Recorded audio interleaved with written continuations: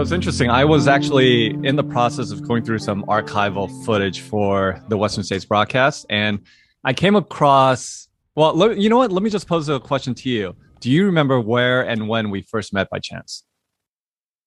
Oh, I don't think so, man. I don't think Okay. so. Yeah, I didn't think you would. It was at the top of, I want to say it's called Mount Baldy at 2016 Speak Okay. Out 50K.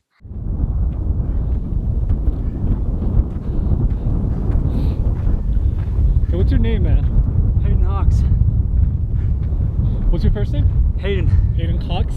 Hawks. Hawks. Like the bird. Oh, man. Where you from, Hayden? St. George, Utah. Okay. It's my first 50K. Right on. Whew. Harder than I thought it would be. You're crushing it.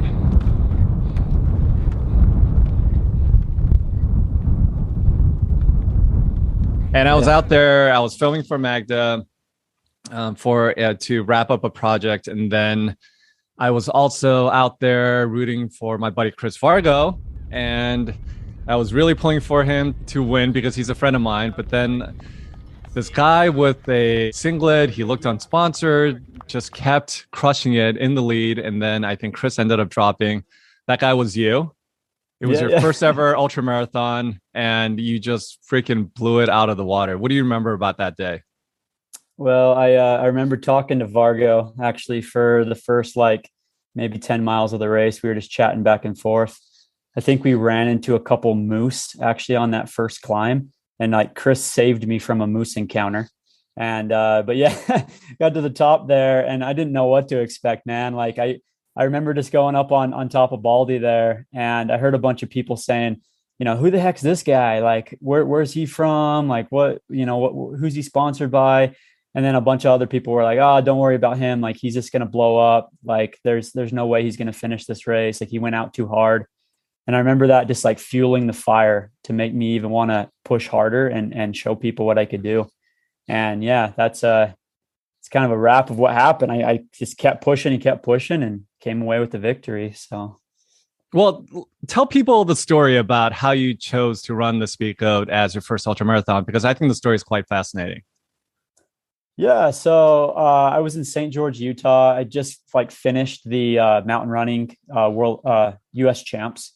So I just graduated from college that year, actually. So this was like 2 months before I'd graduated from Southern Utah University. I'd been running on the track and competing at the national championships there. And then I just kind of felt a little burned out. And so after I graduated, I started running some trails and just kind of dabbling on the trails a little bit. And I had a buddy who invited me to come run this peak in Southern Utah called Signal Peak. It's kind of our tall point near St. George. And I was like, yeah, I'll join you. So we went out, kind of just hiked all the way up to the mountain, ran back down. And during that time, he had convinced me of running trails and competing on the trails. And I was like, yeah, well, this is awesome. This is fun. Is this what it means? And he's like, yeah. And then he started talking about the Speed Goat 50K. And at the time I told him, no, there's no way I'm ready for a 50K. I just got done running 5K, 10Ks on the track. And anyways, a couple weeks passed and I messaged him the day before, or 2 days before the race, I should say, before Speed Goat 50K.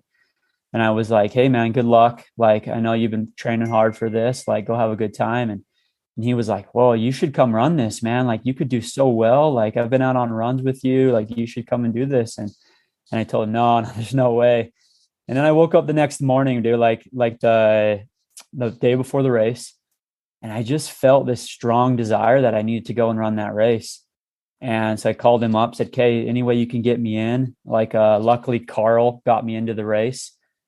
I drove up from St. George that morning, the day before the race. It's about a 3-hour drive. Met Magda actually for the first time. She threw a pack on me and gave me a few gels, gave me a few, a little bit of advice on how to fuel for the race. Woke up the next morning and ran the race. And so it was kind of on a whim and definitely wasn't expected, but definitely glad that I did that race. Did you have a relationship with Magda beforehand? How did that start, where she was willing to help out in such an honorable way? As maybe it's just because Magda is a very honorable and awesome person, but yeah, tell me about that relationship. No, I never had met Magda. I didn't know her. I knew of her, of course, with her Olympic marathon background and her competing on the track. I definitely knew who she was. But the friend of mine, his name is actually Bryce Thatcher. He's the founder and owner of Ultraspire, and Magda's sponsored by Ultraspire, and so Bryce is the one that introduced me to her because he was helping her at that time as well at the Speed Goat.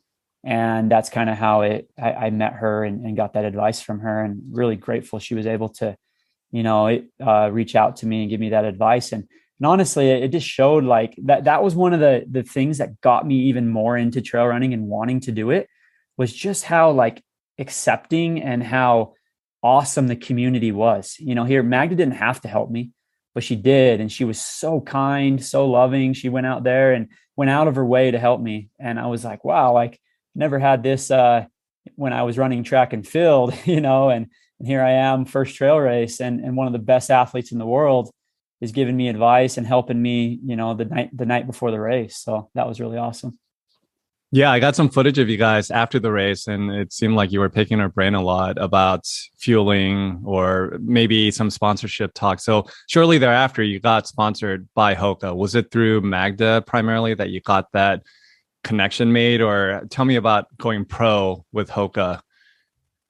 Yeah, well, I talked to Magda a little bit about it. I saw she was sponsored by Hoka, and I was picking her brain. I've always been that kind of person where I'm always picking people's brains. Still now, like I'm pretty experienced in the sport, but I'm always picking people's brains and trying to find ways to get better and to be more involved and to do what I can do. Be my best self. And so I definitely was interested in Hoka. And Hoka was actually sponsoring that race, and they still do. I knew Carl Meltzer was sponsored by Hoka as well, and he was the race director of Speed Goat. And I remember after the race, I actually went up to the booth. They had a booth there at a little tent at the finish line. And I went up to the guys and I introduced myself, said, "Hey, I'm Hayden Hawks." Like, they're like, "Oh yeah, you just won the race, right?" And I'm like, "Yeah, yeah." And I was like, I'm really interested in maybe working with Hoka. Like, can you connect me with anybody? Like, would you guys be interested in sponsoring me? And I know Magda recommended me to you guys. And anyways, I got some connections, got some email addresses. And then after the race, I started emailing the Hoka guys, and they were definitely interested. And we kind of started talking from there, and that's how it all started. So it was that one race, Speed Goat, that basically changed the arc of your career, your running career.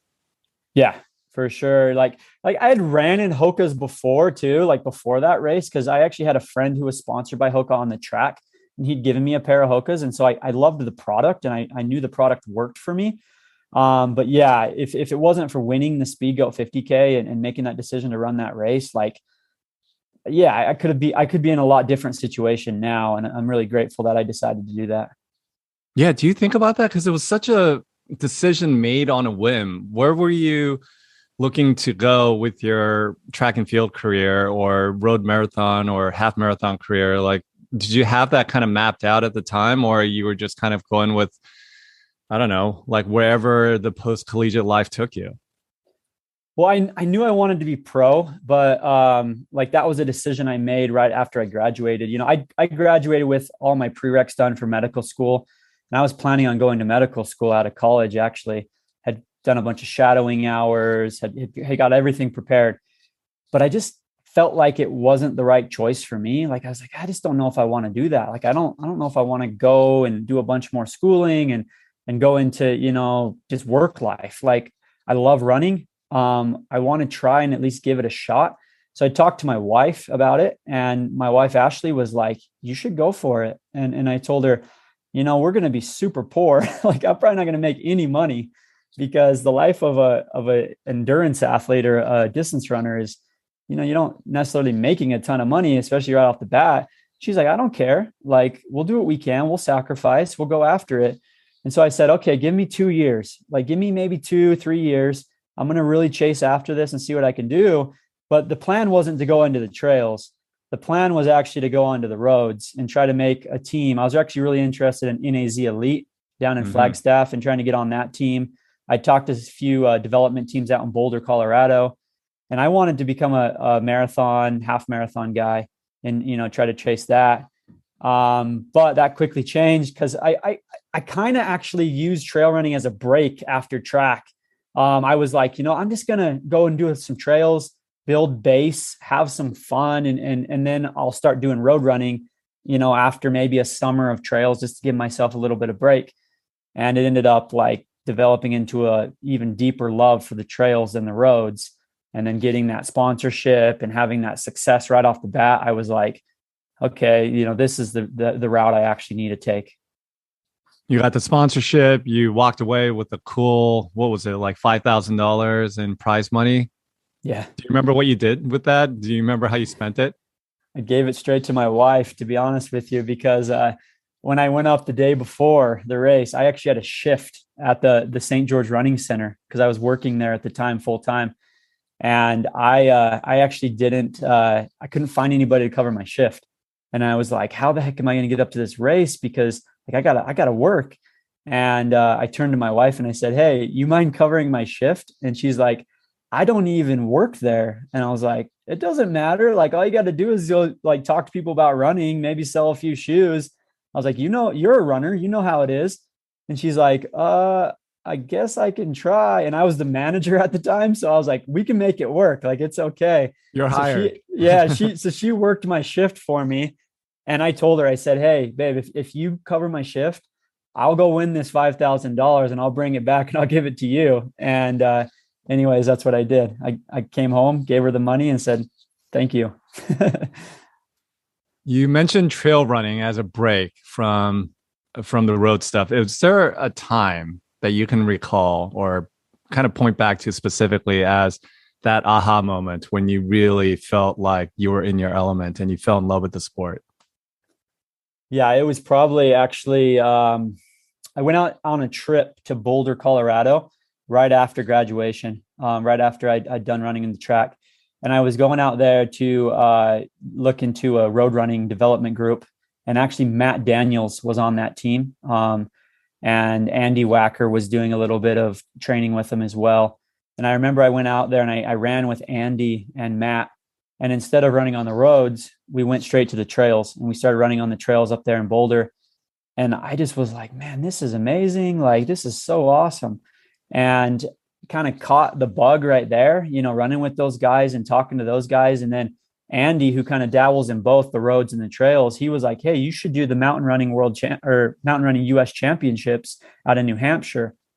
If you're top 5 in this event, you get to go to the world championships, and the world championships is in Bulgaria this year. And I was like, well, I haven't even like left North America. Like, that'd be kind of cool. Like, I'd never been to Europe. And so I signed up for that race after I left Boulder and was like, let's go see what I can do. And I went out there and ended up taking 4th, qualified for the US national team. And after that race, I mean, it started in Boulder. And then after that race, I was completely hooked.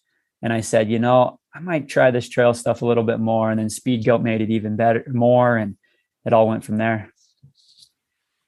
Yeah, man. I mean, this life that you've been able to curate for yourself and have immense success at it must just be a dream come true for you. Just tell us some of the, there might be obvious perks of being a pro runner. You get to travel and see the world.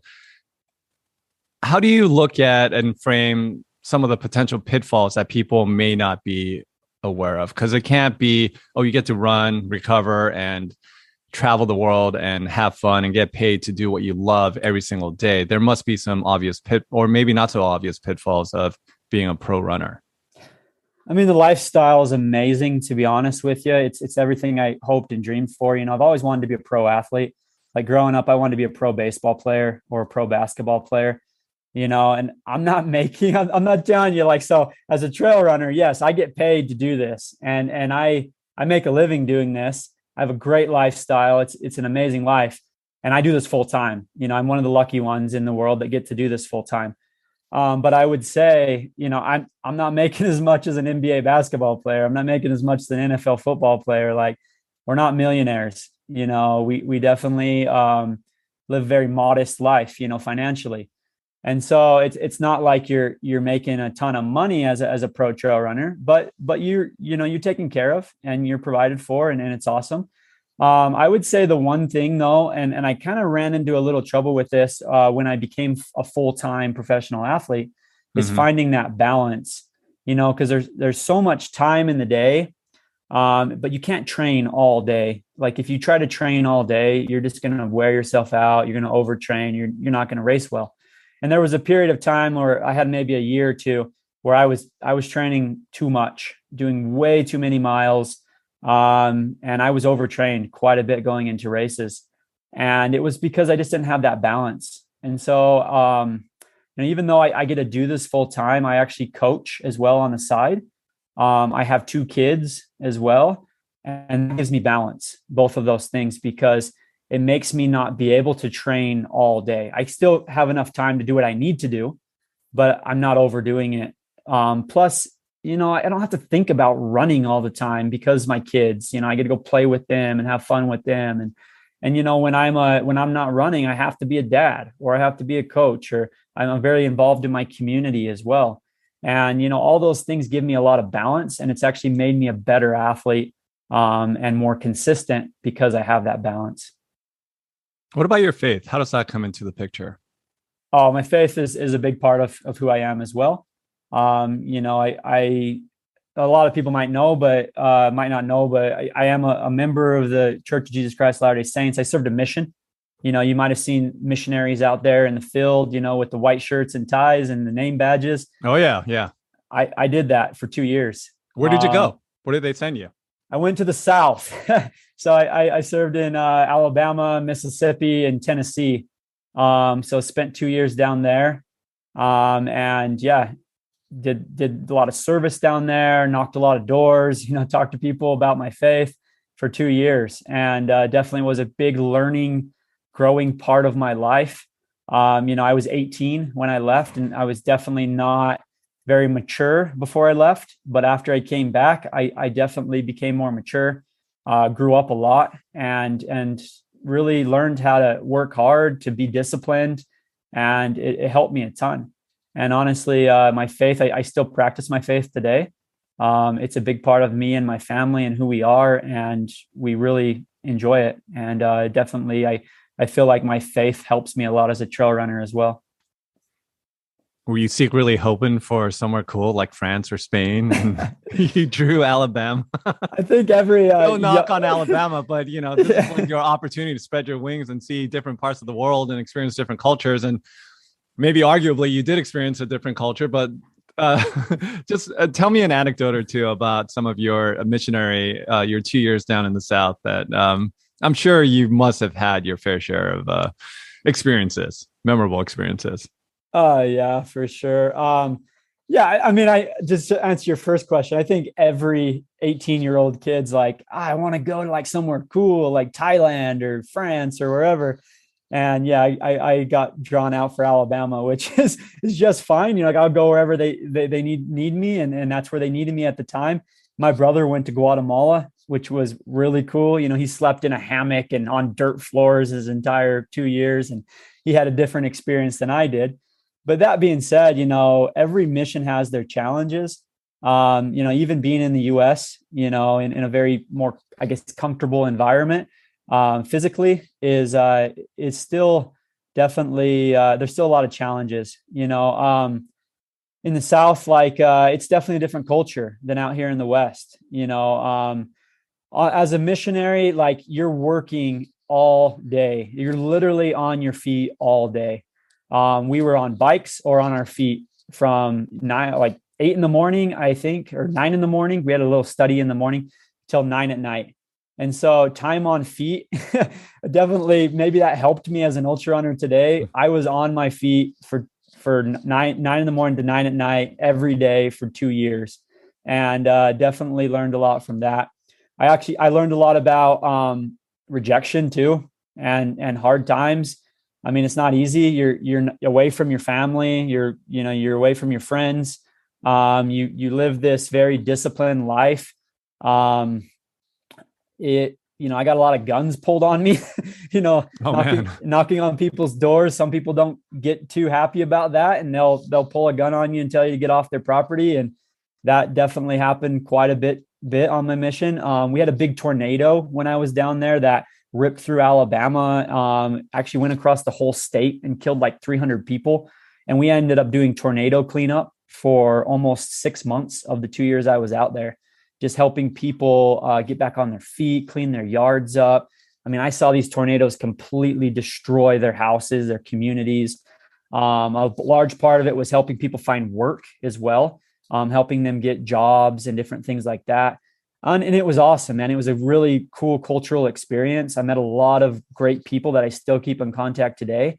Had a lot of challenging times, but to be honest with you, I build a lot of endurance, not just physically, but mentally and emotionally. And I think that's come to play and helped me with my career today. It's such an interesting, I guess, clash of growing up really quick and learning about human empathy and learning how to connect with people in a really quick way. And also, like you mentioned, dealing with rejection and having doors, I don't know, is it 80%, 90% of the time that's slammed in your face? So 99% of the time. 99%. Yeah. I wanted to be on the kinder side of the guesstimate, but yeah, I mean, it's such an interesting way to kind of grow up quick, I guess what I'm trying to get to, and learning about the human, I guess, condition and instinct and all that good stuff. So you were still running at that time. Were you able to at least get out and experience that down in the South? Kind of. So yeah, I ran 1 year in college before my mission. Then I went away for 2 years and then came back, redshirted my first year back, and then competed for another 3 years. But during those 2 years, I didn't do much running. A little bit. Like the thing about a mission is you have to have a companion with you the whole time. The guy that you're assigned with, right?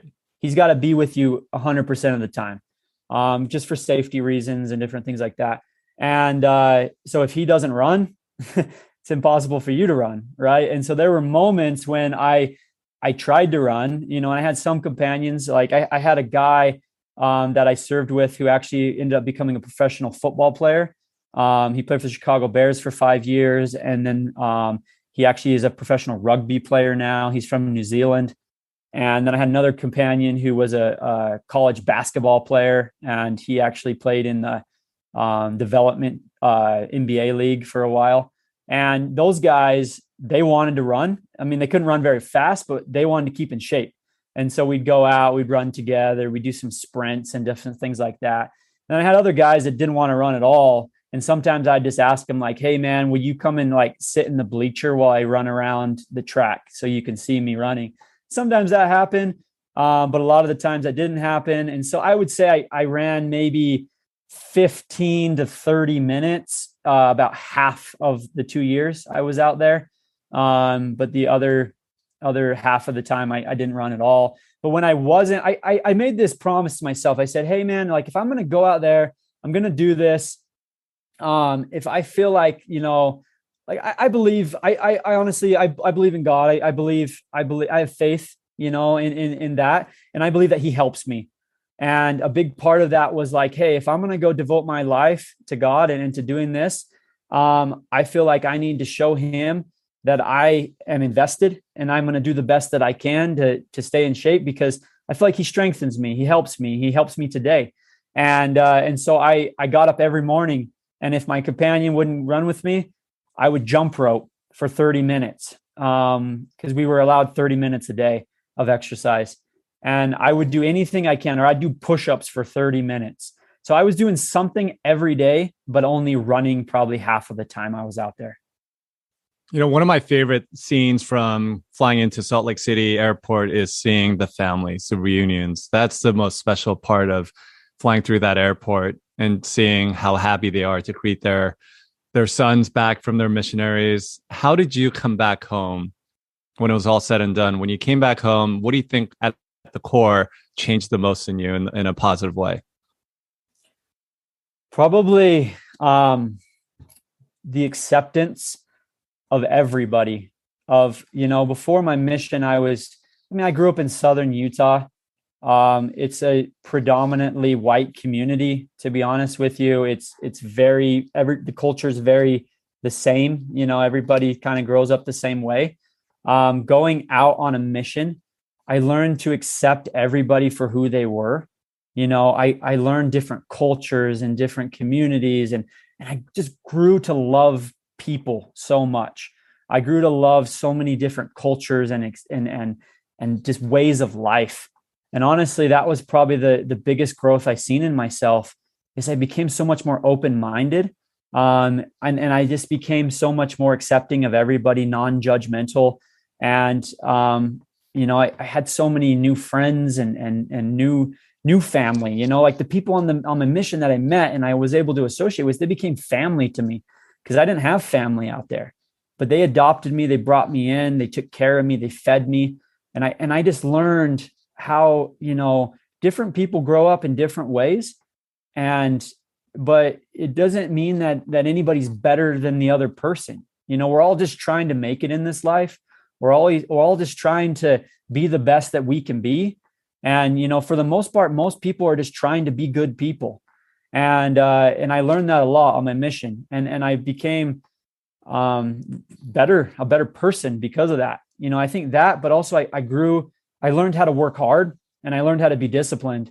I learned how to stick to a schedule and see that, like, if you go out there and you work every day and you put in the work every day, even through the hard times, you fight through the hard times, you stay consistent, and you just keep on that path, things are going to play out for you in the long run. It might not be exactly how you think it's supposed to be, but you're going to become a better person. You're going to become a better athlete, a better missionary, a better whatever it is, if you just stick through it and you stay consistent and you work hard at it. And I think both of those things have helped me a lot with my career as a runner, because I became a better runner actually after, even though I took 2 years off, didn't run a lot, didn't train a ton, I actually became a better runner when I came home than I was before. One of my more pleasant surprise, anecdotes about you that I found out last year was your love of ball sports. We're referencing the NFL and NBA, and I know you're a big NBA guy. Is there anything from these professional athletes that you kind of take away from both from a mentality aspect of how certain athletes at the top of their game approach the sport, to maybe some of the more pragmatic things about recovery? These athletes these days are playing so much longer into their careers, like the LeBrons and the Tom Bradys. Tell me some of your takeaway in being a fan of ball sports and the NBA in particular. Yeah, dude. I love every sport, to be honest with you. I'm a big time sports guy. I've been watching hockey actually right now too. The hockey playoffs are going on right now. The NBA finals are going on. It's a great time to be a sports fan right now. And me and you've talked about Kobe Bryant a lot, and both our love for Kobe Bryant, not only as an athlete, but as a person. And I respect, these athletes, and I look up to them. I actually dig into a lot. I listen to a lot of podcasts they've done. I do a lot of research on these athletes just to see how, what things they've done in their career that have made them better, not only physically, but mentally. I've dug a lot into Tom Brady and a lot of these athletes that I look up to, because it's incredible to see what they do, and I respect it so much.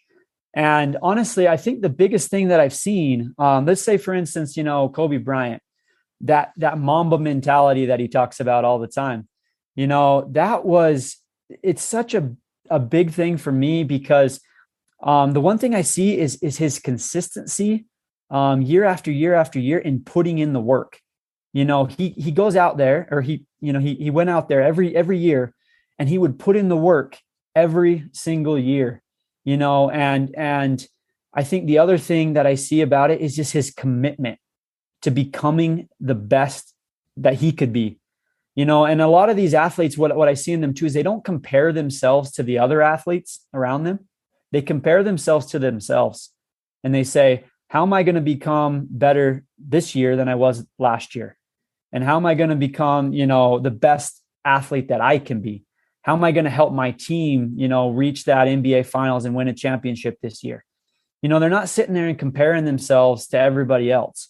They're comparing themselves to themselves, and they're focusing on themselves and how they can be the best athlete that they can be. And I really respect that a lot because, I think a lot of the time as professional athletes, we have the tendency to compare ourselves to other athletes. I could sit here and I could compare myself to Jim Walmsley all the time. And, the media does that all the time. They compare athlete to athlete and blah, blah, blah.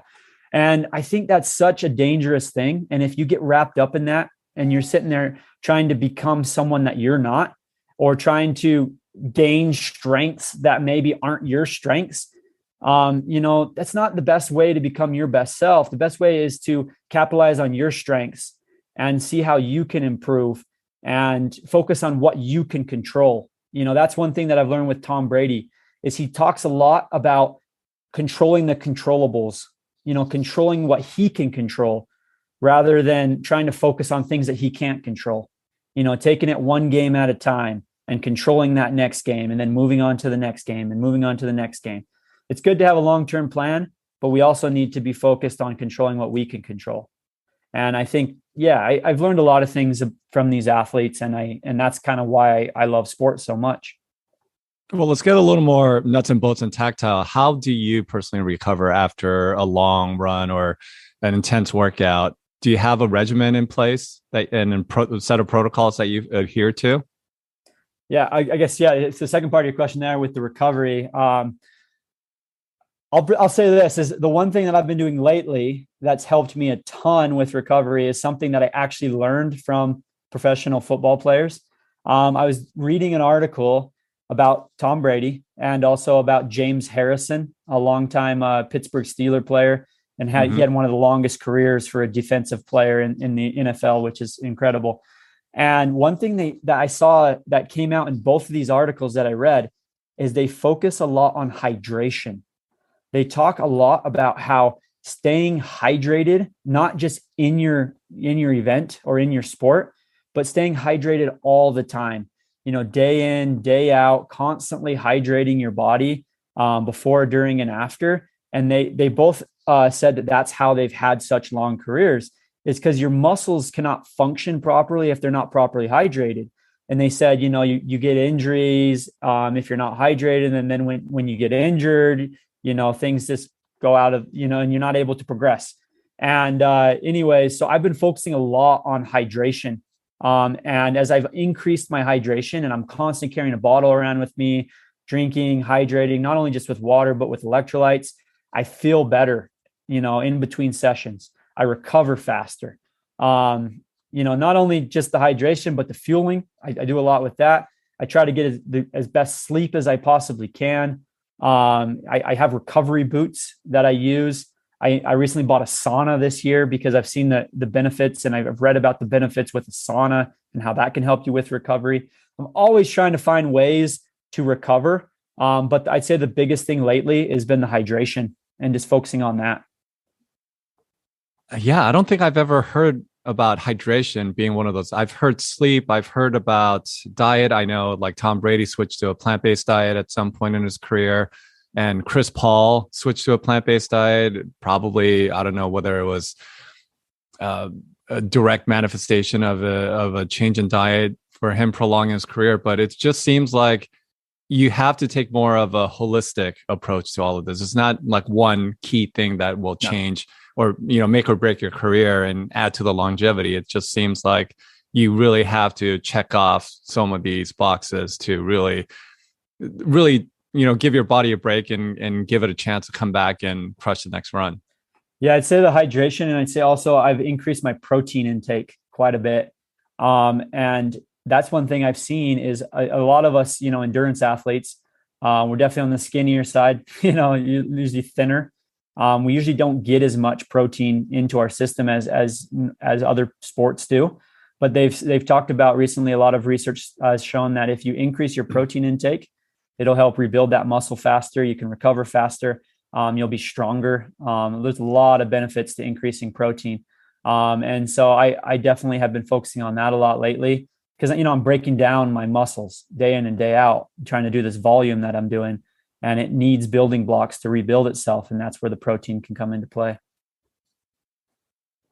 Tell me about your first experience in Chamonix. It was a CCC, correct? I went out before actually, like June of that year, and hiked the entire CCC course. I was actually taking like a little bit of a break because I'd ran the world championships in Italy. And then I was like, I'm just going to go out to Chamonix right after and hike the course for some cross training. And so I went and hiked the CCC course in June, came back home, and then, went out to CCC in August and ran that. And man, Chamonix, it's become a second home to me, to be honest with you. I've spent a lot of times, ever since that year, 2017, besides 2020, I've been to Chamonix every single summer. And I've not just spent the week of UTMB there, but I've spent months there. One year we lived an entire summer in Chamonix. Last year we spent almost 2 months in Chamonix, and we love it there. We have a lot of friends there now. It's a special place. Much like the Western States course is special. That valley, the Chamonix Valley, is very special for endurance sport, and also just an amazing place to train and be. You kind of went viral when I think it was your first 50-mile race. You raced against Zach Miller at the TNF 50 in that film that Jamil made. Tell me about that day. What was it like duking it out with a guy as passionate and as fiery as Zach Miller? Yeah. I'd never met Zach actually before that race, and everybody had talked to me about him and how, like you said, passionate, fiery, just how hard of a worker he is, and how much of an amazing person he is. And to go out there, and spend, 50 miles and with a guy that was willing to just give it everything he had was an amazing day. I knew that I was going to get my best self that day, and we ended up running incredibly fast times because we were fighting off of each other the entire time. I remember there was a point in the race where I took the lead and was thinking, I'm just going to take the lead for a little bit here, and Zach can work off me. And right after I took the lead, and this was only maybe 20 miles into the race, Zach literally stormed right past me, kind of pushed me off the trail a little bit and started hammering a pickup, sub 6 minute pace or something down this downhill. And I was like, oh, okay, I guess he doesn't want me to lead. But I was like, oh, it's going to be that kind of day, huh? So I fought right back, and that's just kind of how the race went the entire day, is we just kept fighting back and forth. I mean, it honestly felt like we were doing pickups back and forth the entire day. And we both got to that finish line and we're just completely exhausted, but we felt so fulfilled because we had really got, everything out of each other, and we'd had such an amazing day and really ran incredible.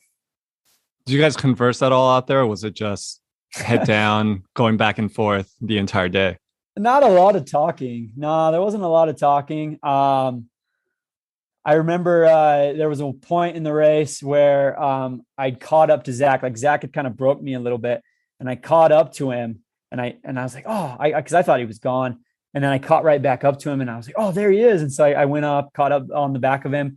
And then all of a sudden, I started my legs started getting wet, my down by my calves. And I was like, what the heck? And I looked down, thinking there was some water, mud that we were running through, and there was nothing. And all of a sudden I saw this stream of urine coming from Zach, and he was peeing while he was running, and it was splattering all over my legs. And I turned to him. This is maybe the only words we said all day. And I was like, dude, you just peed on me. And he's like, oh, sorry about that. I didn't know you were behind me or something like that. And I was like, oh, okay, cool. I was like, well, let's do it. So yeah, I didn't know that story, man. Talk about leaving it all out there. Oh my God. Yeah. Well, I learned after that day too that I needed to learn how to pee and run, because Zach, he wasn't wasting any time, man. He wasn't stopping to pee. he was peeing while he was running. And I was like, well, if I'm going to stay with this guy, I got to learn how to do that myself, I guess. Yeah, I guess lost in all of that and the virality of that one particular video is just how awesome your own race was that day. For it to be your first 50-mile race, for you to race in that fashion where you just left everything out there, like you said, to your point, both of you guys just duking it out. And if Zach oversleeps or if anything changes that day, you're right there at the top, a cool $10,000-$15,000 richer. So and it's funny. I was looking at your ultra sign up and you have a long list of races on your resume now. I know you're a veteran in the sport, but it still kind of blew my mind how young you are. You're only 31 and I feel like you've been in the sport forever. So I don't know, like when you look back on your 6 or 7 years in the sport so far, how do you look at it? And I still feel like you have a lot left in the tank. So like, how you look at the future and the things that you want to do on your objective. Yeah. I feel the same way, Billy. I've been in the sport for 6 years now, which it's a bit, but it's still like pretty fairly, I guess I say I'm pretty new to the sport still, I would say. But that being said, it's like, I feel like I'm learning every single year, man. Like, I feel like there's different things I'm learning every single year. I agree with you. I feel like I still have so much more to show. And I feel like there's so much more in me. And I feel like it's been coming out every single year. Every year is getting a little bit more consistent. Every year I'm having a little bit better performances, having some breakthrough races. And some of those times I feel like those races maybe get, lost in the shuffle of things. But like I feel like I've had a really consistent career, for 6 years. I've really only had 4 or 5 bad races in 6 years. So I feel pretty good about it. I feel like, I came into the sport with a bang and, I could have easily fallen off, and been a one-hit wonder and been lost from the sport. But I feel like I haven't. I feel like I've been really consistent over the years and I'm really grateful for that. And I attribute a lot of that to just my stubbornness to always become better, and always try to find ways to improve.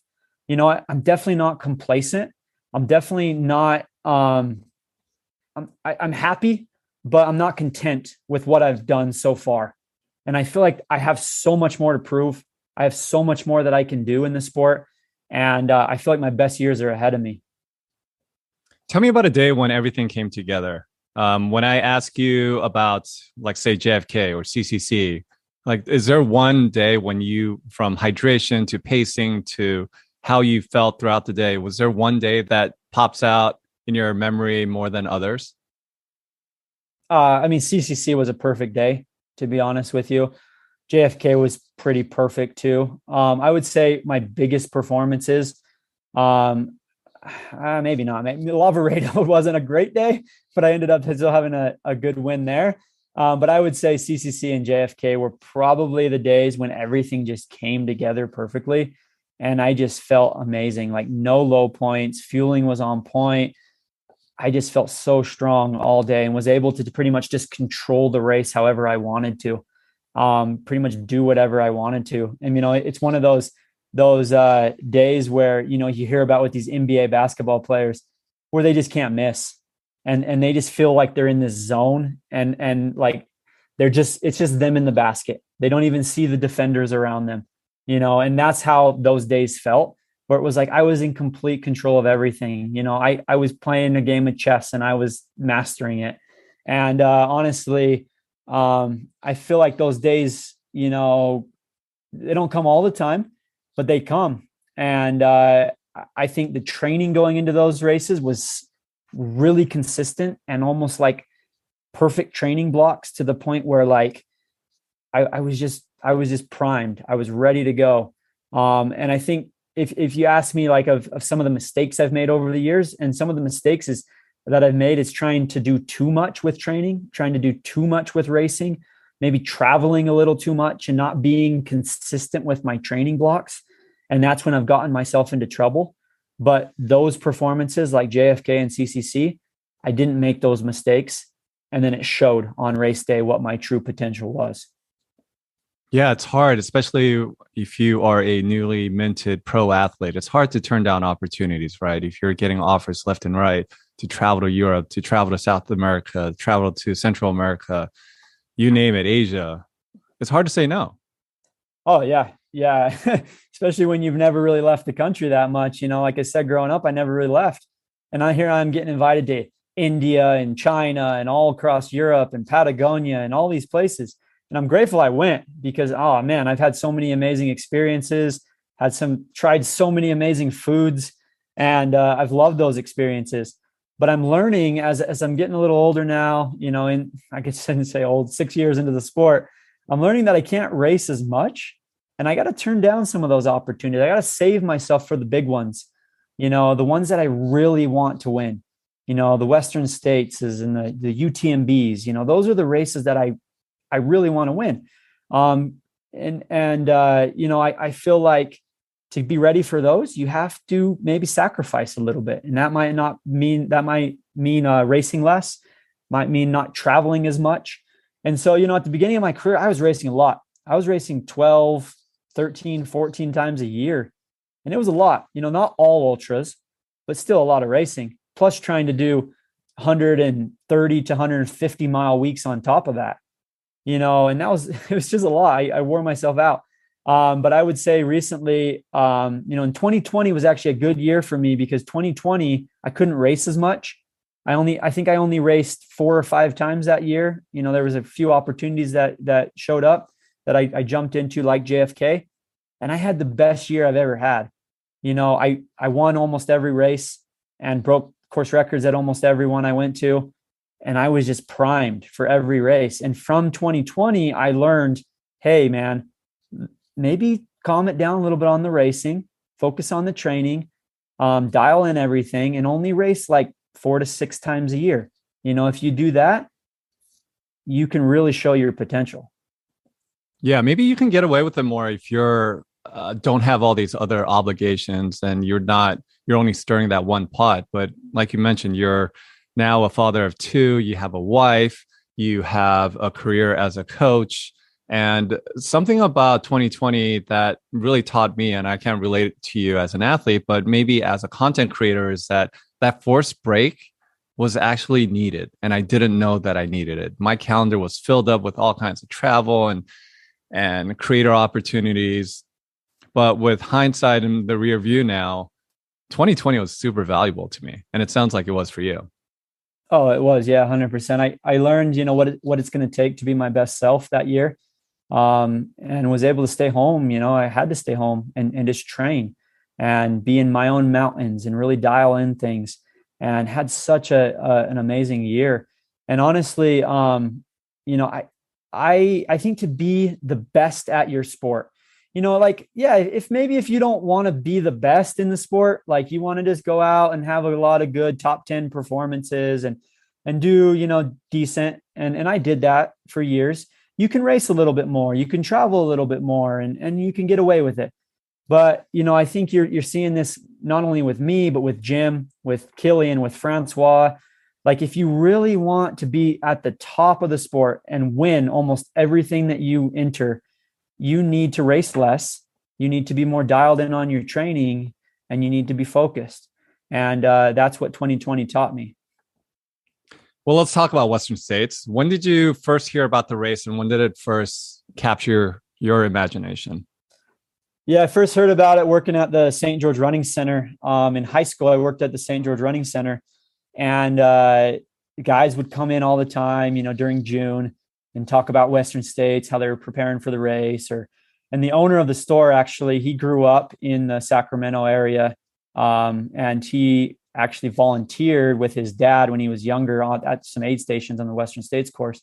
And so they would always just talk about this race when I was working there at the store, and how incredible it was, and this and that, and all these, characters like Scott Jurek and Jeff Rose and Anton Kropitschka and all these guys. And I was like, I wonder who these guys are. Like, I had no clue who they were at the time. I was a young high school kid just getting into running. And I started researching a little bit about the race, and I was like, wow, that's a pretty incredible race. Like, that sounds fun. And then I was like, but I'm not going to do that till I'm older, like 40, 50 years old, you know, the typical track and field high school boy response. And, but then, yeah, like as I got more into the trail running sport, trail running, I was like, you know, I'm not ready for 100 miles quite yet.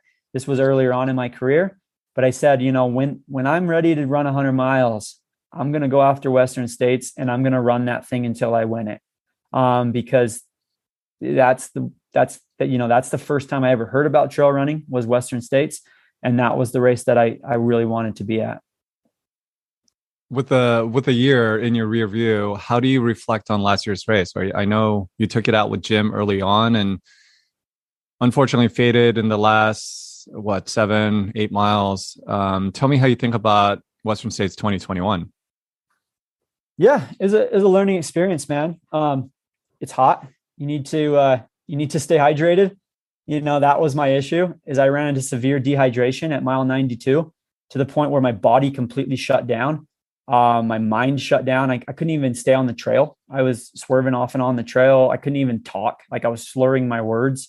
I was getting a really bad dehydration spot. Ended up like not even be able to run, everything cramped up and body just shut down. Before that, you know, for 92 miles, I feel like I ran a pretty strong race. And I'm really proud of the performance that I put in. You know, I was in second place, had a pretty large lead on third place for 92 miles in my debut Western States, running against the best Western States runner ever, Jim Walmsley. You know, like, if I would have took second that day, I would have been extremely proud of that performance. But I still am proud because I finished the race. You know, I got out of that dehydration state after sitting in an aid station for more than 2 hours and rehydrating. But like, I'm not fulfilled, but I'm proud of it. And, you know, a lot of people will say, well, you know, why did you go out with Jim? Or like, why did you, you know, why are you like, maybe you went out too hard. I say no to that. I didn't go out too hard. And I would say this, I'm not there to take second or third place. I'm there to win the race. You know, I wasn't willing to let Jim just go and run away with it and sit back and try to take second place. I wasn't willing to do that. You know, that's not me. I'm always going to put myself in contention to win. And if that means going out with Jim Walmsley and trying to push it on him and trying to see if I can break him, then I'm going to do that. You know, and it might be a long shot, but that's just who I am as an athlete. You know, I don't want to play the conservative game and just sit back, because you let Jim Walmsley go and you're never going to see him again. He knows exactly how to run that race now, you know, and he knew exactly what he needed to do. And if I would have let him go, I would have never saw him again. And you know, and you see, like, he won by over an hour and a half, you know, and that's exactly what would have happened if I would have let him go. And so my thought was like, I'm going to go with him and I'm going to try and see what I can do. And honestly, going into this year, I feel like there's not much I need to change from last year. But there's a few things that I learned from it.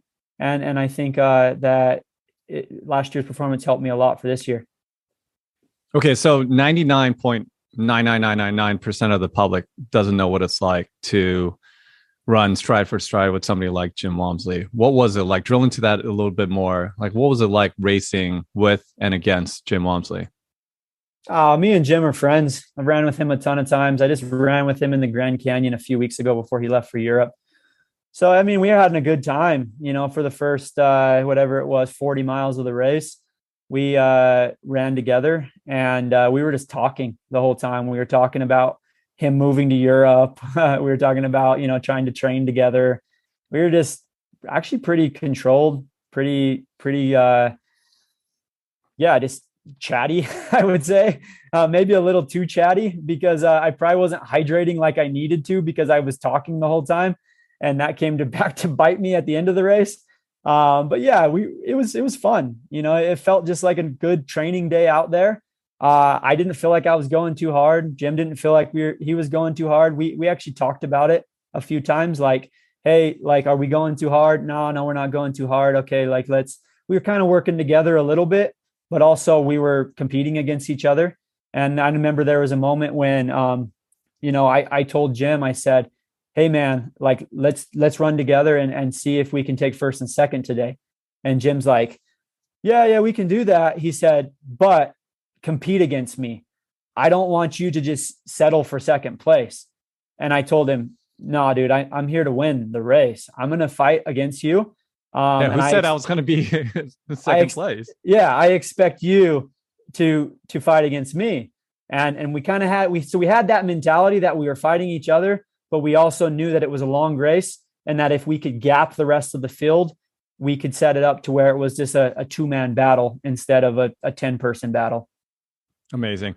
I'm going to turn a couple of questions over to my Patreon audience. Phil Shin had a question about states. With your first states finish under your belt, your literal belt, how would you rank these factors into your preparation for podiuming in 2022? Or let's just stick in the word winning.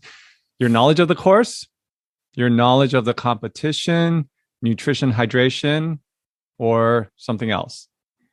Yeah, nutrition, hydration is the key. And I've been focused, like for me, I felt like I was fit going into last year. I felt like there was maybe a little lack of strength in the canyons. And so I actually focused on that going into this year. Last year, I focused a lot on speed because everybody told me, oh, you got to be fast to run Western States. But the truth is I'm fast enough. I'm never going to bust out a sub 5-minute mile at Western States.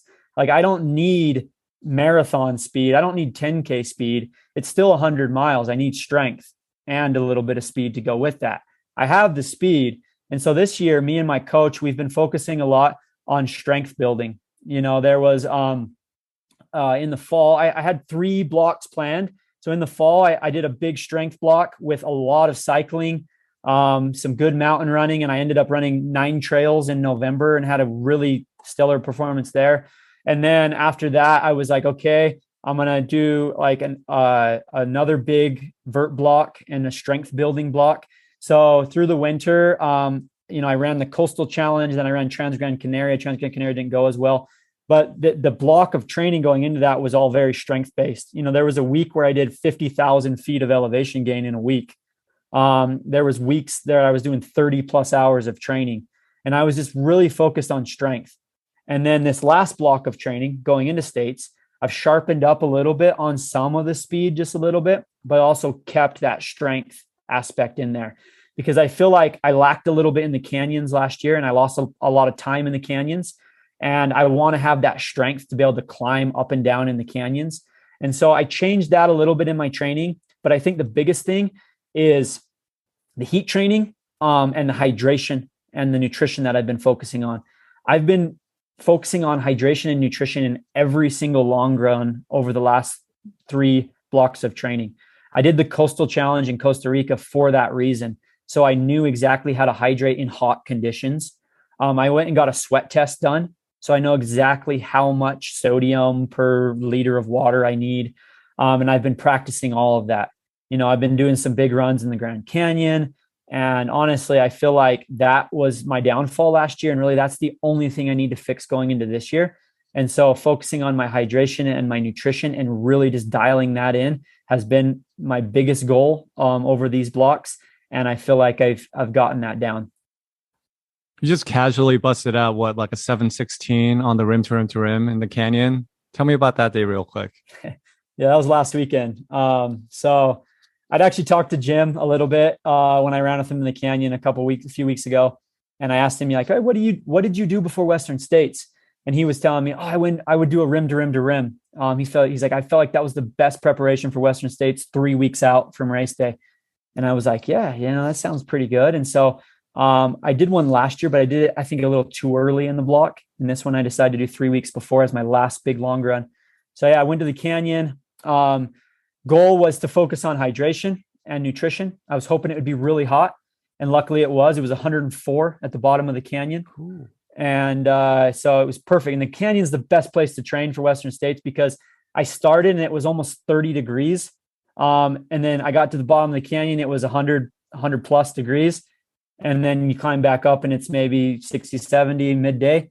And so like you get that change in temperature and you're able to really see how that is and how your body reacts. Cause that's how Western States is, right? It's the same way. And, you start in the cold, you finish in the heat. And so you get to dial in that nutrition, you get to dial in that hydration. And the whole goal was just go out there, run extremely under control, run comfortable, focus on your nutrition, focus on your hydration. I actually have been training a lot with a heart rate strap recently. So I wore my heart rate strap and I said, okay, I'm going to keep my heart rate under 140 beats per minute. So easy. I'm going to keep it at a very easy endurance-based heart rate and to see what I can do. And so that's what I did. I went out there, focused on all that, focused on staying cool in the water. I was getting wet in the bottom of the canyon, kept my heart rate pretty low. It spiked a little bit on some of the climbs. For the most part, I actually averaged right around 140 beats per minute and just felt extremely under control, very comfortable, climbed out in 7 hours and 16 minutes. I was actually on pace to go sub 7. I probably would have easily broke 7 hours, but I got stopped by 4 mule trains climbing up the North Rim and they slowed me down a lot. So, but anyways, it was just a very strong day and it was a very solid training run and gave me a lot of confidence for sure. Well, obviously having a guy like Jim out this year opens things up drastically. But that's not to say the level of competition isn't there. It's still, as it is year in and year out, very stacked. There are guys like Tim Tollefson, who's coming back with something to prove, Tyler Green, Adam Peterman, who you probably haven't raced yet. Talk about the level of competition. I know you don't want to get into the comparison trap, but you obviously have to size up your competition.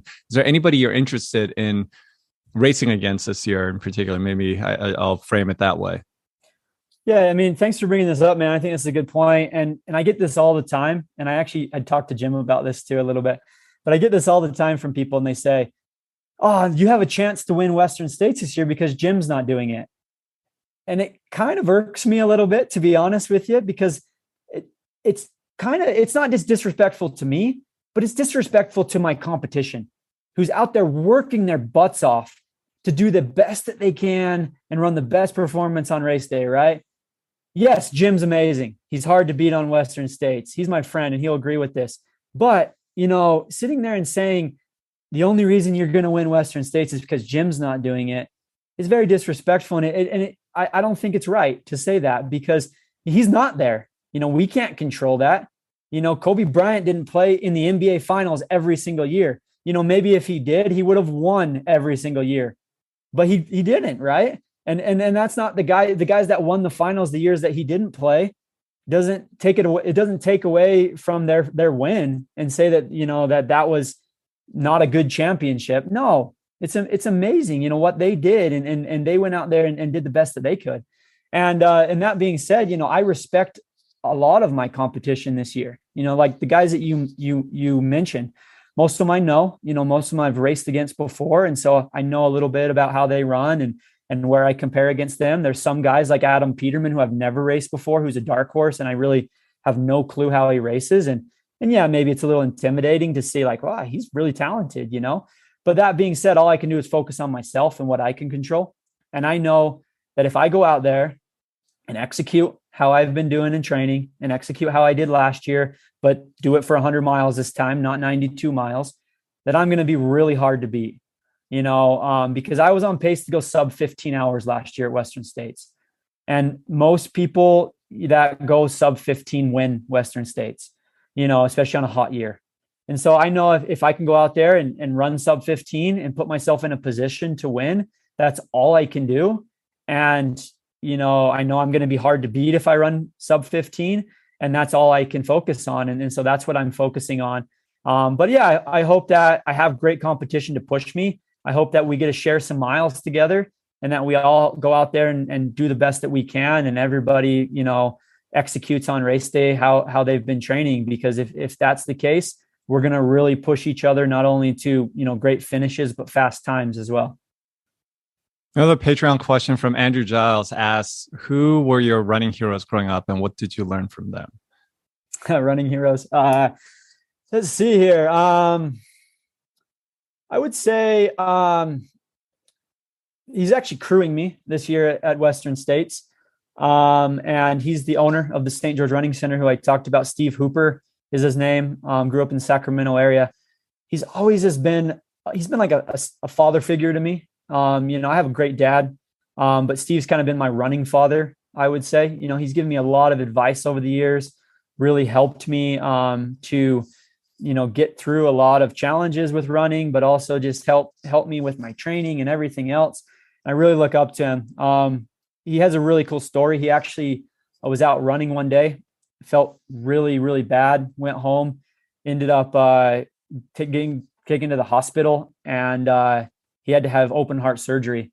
He had a clog in one of his arteries and it almost killed him. And the doctor pretty much told him that it was like a hereditary thing. And if he wouldn't have been running his entire career or his life, he probably would have died a lot sooner. But yeah, he was able to, be saved from that and then come back and ran the Speed Goat 50K, a year after open heart surgery. And like, just his, like he's inspired me so much, throughout my life. And it's an honor to have him crew me. He crewed me last year. He crewed me at my win at Black Canyon 100K. And he's just been a really big inspiration to me in my life and a person that I want to be around. So I say on a local level, he's probably been my biggest inspiration. And, I've had a lot of, opportunity to run with many, many great runners over the years. Another guy, Cam Levins, I ran against him. He was my teammate in college, two-time national champion, Olympian for Canada, big inspiration to me. And even I would say Jim, Jim's a big inspiration to me as well. And, we've developed a really good friendship over the years and we've bounced ideas off of each other. And even though we compete against each other, we're competitors, we have helped each other a lot. And I look up to him and really have learned a lot from him. Yeah. Zooming out a little bit for, I guess, the 6 years that you've been racing, and we touched upon it earlier, but just tell me your biggest takeaway from the past 6 years. Maybe it could be practical, maybe it could be a little more high level, but like what are you walking away with from the past 6 years, how you reflect on your career thus far, and the things that you have to look forward to? We mentioned your age. You still have a great and bright future in the sport. I am firmly, hearing you talk about Western States so passionately inspires me. And I love the passion. I think there isn't enough of the, at least externally, putting it out there, your intentions enough in this sport. I do think it adds to the level of excitement, but just talk about, the things that you want to prove to yourself and the things you want to get out of your body and your mind and your heart coming up in the future. Yeah, I'd say the last 6 years, it's been incredible, dude. I've had an incredible life, incredible experiences, made incredible friends. These have honestly been probably the best years of my life. Not only, the birth of my children, being able to share this with my wife and travel the world and see all these amazing places.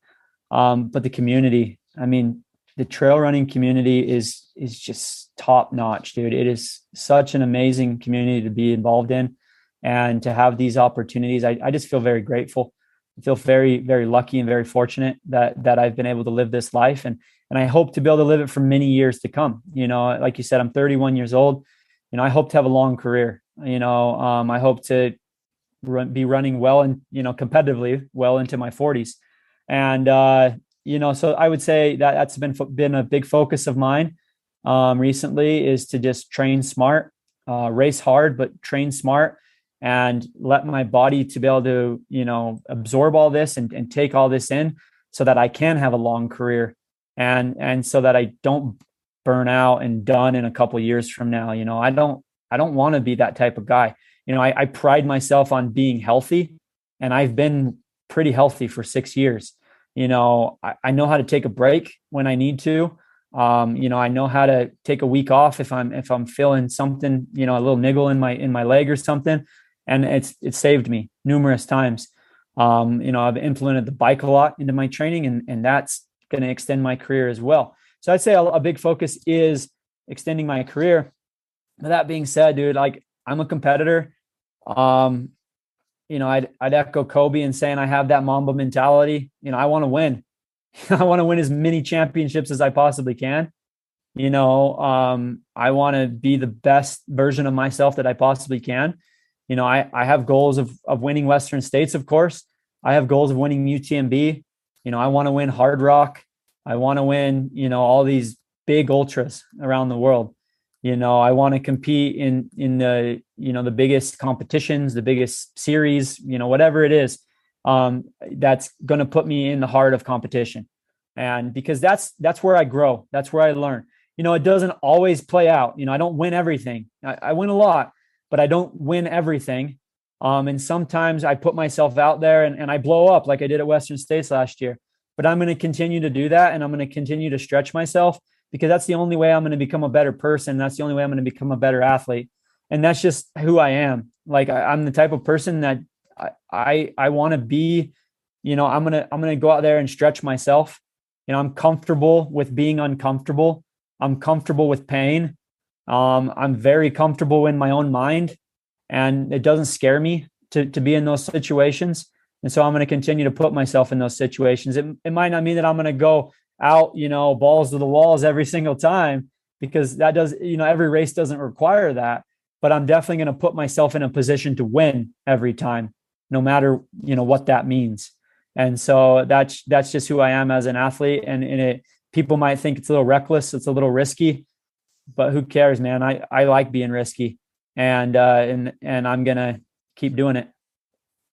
I love it, man. I love it. I mean, the past 6 years alone would immediately get you into the Hall of Fame. You've done some really incredible things in a very short time, both nationally and internationally. And I can't wait to see what the next 6 years and beyond holds for you.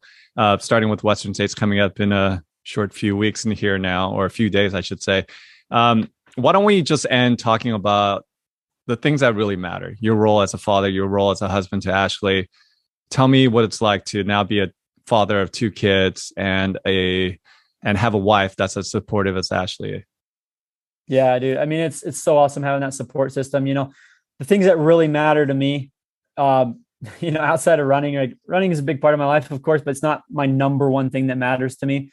And we talked about earlier is my faith, my family, my children, my community. Those are the things that matter to me the most out of anything.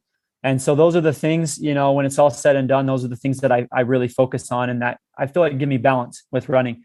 I love my wife so much. She's my best friend. She's my adventure partner. She is an amazing mother. She's an amazing wife. She's my partner, man. I mean, we have so much, awesome experiences together. We laugh a lot together.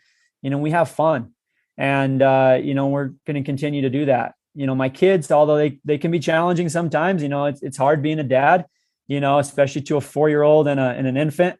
But it's amazing, dude. Some of those experiences we have are just awesome, and it really has helped me, I guess, lighten up just a little bit as well. And realize that, like, life's not all about competing 100% of the time. Life can be about bubbles and mud and bugs and different things like that as well. And there's joy in those things as well. And so, I love my family so much, and I'm really it's awesome that I get to spend these moments with them. That's why I take them to Europe with me every year. I could go out and run by myself and be strict and do all that. But, like, the moments I share with my family out there mean more to me than the actual race wins sometimes, because, it's awesome. Like, my son's made all these friends in France now, and, he remembers picking blueberries in Chamonix, every summer, and all these little different moments that we share together. It's awesome. And it gives, like I said, it's made me a better runner. And when it's all said and done, man, like, there's a lot of critics out there. You're always gonna people are going to say stuff about you and say this and that, but your family's never going to do that. You go home and your family loves you. My kids love me if I win or if I lose. My wife loves me the same. And really, that's what matters to me. I really don't care what other people say about me or what other people think about me. All I care is what my wife and my kids think about me, and they love me and they support me. And so that's what matters. And at the end of the day, that's what I got to come home to. And it's awesome to come home to that kind of support system. Wonderful. Well, I don't know who these critics and naysayers are, Hayden. I think you're a tremendous ambassador, not only a racer, but you are a tremendous ambassador to this sport. And I think you did some amazing, wonderful things in your 6 years, like I mentioned. And sky's the limit for your potential and what you're able to do in the sport, both as an athlete and ambassador. So I thank you for your time. This was a long time coming. Like I said, from day one, I was there to witness greatness happening and unfolding right in front of me at Speak Out. And I am looking forward to the same kind of greatness unfolding in front of me on June 25th. Hayden Hawks, best of luck at Western States. And I'm looking forward to seeing you in Olympic Valley. Yeah, thanks, Billy.